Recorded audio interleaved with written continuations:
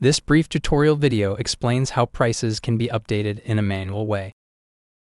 To update the prices of a product, head to the Admin section and click on the Products tab.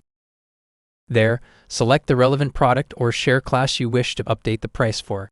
Navigate to the Data section, where you can effortlessly add a new data point by clicking on the Add Data button. Simply specify the date, as well as the price, and then save the changes. The data update process will be complete within a few seconds.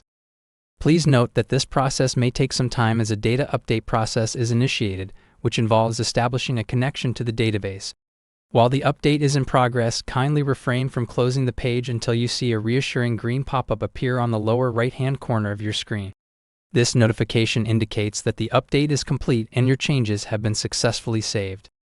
For added convenience, you have the option to export the price data as a CSV file, providing you with a local backup. Moreover, you can import price data from a CSV file, allowing you to efficiently add multiple prices in one go, simplifying the entire updating process. Thank you for watching our short explanatory video on how to manually update prices. We trust that you found it helpful and informative. Please note that to access this subsection within the admin area, you must have admin or product manager rights. If you have any questions, please don't hesitate to contact us.